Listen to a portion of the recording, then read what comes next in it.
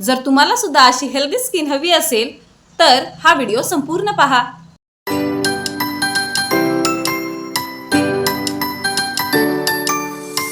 Hello मैत्रिणींनो, कशा आहात तुम्ही सर्वजणी? मी अक्षता, स्वागत आहे तुमचं ग्रो विथ अक्षतामध्ये। तर आता मी तुम्हाला दाखवते माझ्या घराजवळचं वातावरण। पाहिलं किती सुंदर आभाळ आले, किती छान वारा सुटलेला आहे। अशा सुंदर वातावरणात बाहेर फिरायला जायची मजाच वेगळी असते। पण असो, फिरायचं परत केव्हा तरी बघूयात। आज आपण स्किन केअर करूयात। आजचं स्किन केअर अगदी सोपं आहे, फक्त 2च गोष्टी वापरायच्या आहेत। तर चला माझ्या गार्डन मध्ये। इथून घेणार आहे मी माझी छोटीशी कोरफड। घरातलीच कोरफड आहे म्हणून आपल्याला ती मात्र करायची नाही। मला जेवढी लागणार आहे तेवढीच मी इथे घेणार आहे। स्किन केअर साठी का होईना आपल्या गार्डन मध्ये एक छोटंसं कोरफडीचं रोप तर हवं। इथे मी फ्रेश कोरफड घेतलेली आहे। आता बऱ्याच जणींना कोरफड लावल्यावर इचिंग किंवा रॅश होते। ऍक्च्युली ती या येलो स्ट्रक्चरमुळे होत असते। म्हणून कधीही कोरफड घेतली की तिला मस्त वॉश करायचं आणि 5 मिनिट थंड पाण्यात ठेवून द्यायचं, ज्यामुळे त्याचा तो येलो पार्ट निघून जाईल। इथे माझी कोरफड मस्त धुवून झालेली आहे आणि मी इथे तिला 5 मिनिट ठेवत आहे। कोरफडीचा गर काढण्यासाठी मी याच्या कडा जशा व्हिडिओ दाखवले त्याप्रमाणे काढून घेतलेले आहेत। ऍक्च्युली मी आज जे काही स्किन केअर करणार आहे ते ग्लोईंग स्किन साठी नसून आपल्याला एक हेल्दी स्किन कशी मिळेल याच्यासाठी आहे। फक्त ॲलोवेरा आणि हनी लावून ग्लो येतो, स्किन व्हाईटनिंग होते, पिंपल्स जातात, असे खूप दावे सोशल मीडियावर पाहायला मिळतात। पण खरंच हे सगळं खरं आहे का? आज मी कोणतेही फेक प्रॉमिसेस करणार नाही। मी स्वतः फेस पॅक वापरणार आहे, त्याचे ॲक्च्युअल बेनिफिट सांगणार आहे, कोणासाठी योग्य आहे कोणासाठी नाही, आणि शेवटी माझा ऑनेस्ट रिझल्टही दाखवणार आहे।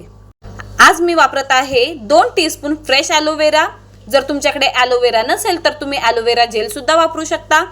1 टीस्पून हनी। हे दोन्ही नीट मिक्स करून घेणार आहे। मी कोणताही लिंबू, बेकिंग सोडा किंवा टूथपेस्ट वापरत नाही, कारण ते प्रत्येक स्किनसाठी सुरक्षित नसतात। नॅचरल म्हणजे प्रत्येकासाठीच योग्य असं नसतं।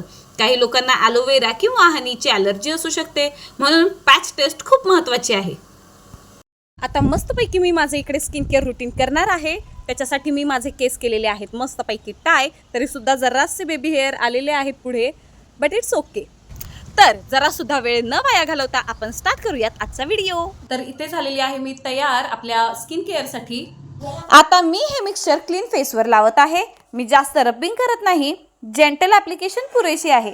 जर ॲक्टिव्ह ॲक्ने असेल तर जोरात मसाज करणे टाळा।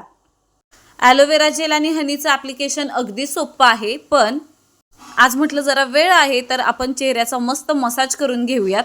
जर माझ्या चॅनेलवर नवीन असाल तर नमस्कार, मी अक्षता, तुम्ही पाहत आहात ग्रो विथ अक्षता। या चॅनेलवर आपण मेकअप, स्किन केअर आणि लाईफस्टाईल बद्दल प्रॅक्टिकल आणि ऑनेस्ट माहिती शेअर करतो।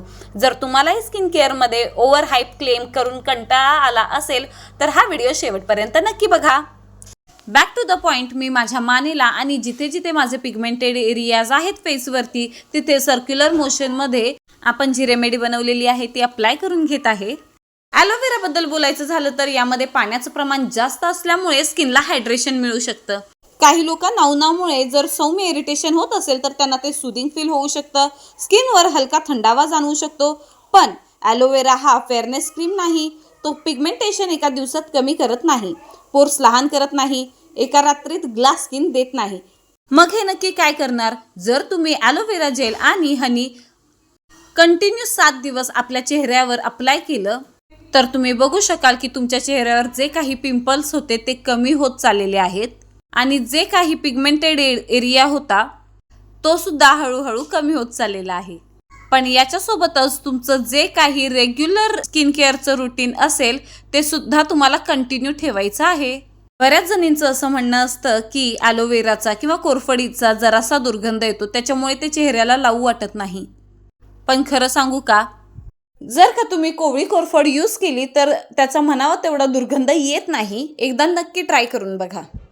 कोरफडीचा जो पांढरा गर असतो त्याचा शक्यतो काही साईड इफेक्ट होत नाही, म्हणून तुम्हाला जेवढं कम्फर्टेबल आहे तेवढ्या जास्त लेयर्स तुम्ही याच्या लावू शकता।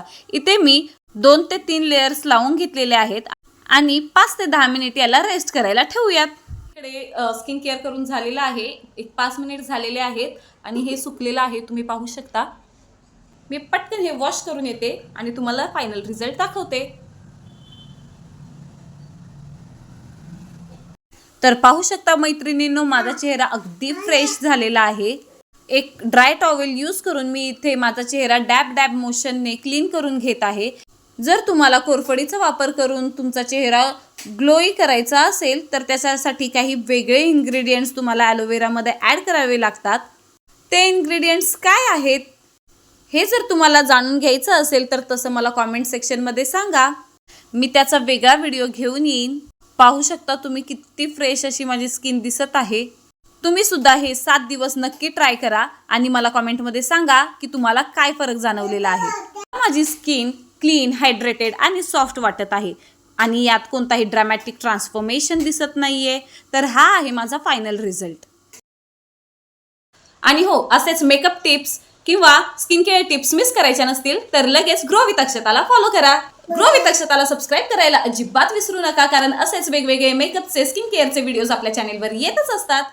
शेअर करा आपल्या त्या मैत्रिणींना ज्यांना याची गरज आहे. आणि हो, लाईक करायला विसरू नका. तुमचा एक लाईक सुद्धा मला भरपूर मोटिवेट करत असतो, त्याच्यामुळे स्टे ट्यून्ड. तर भेटूयात अशाच नवीन हलक्या फुलक्या व्हिडिओज सोबत. तोपर्यंत बाय.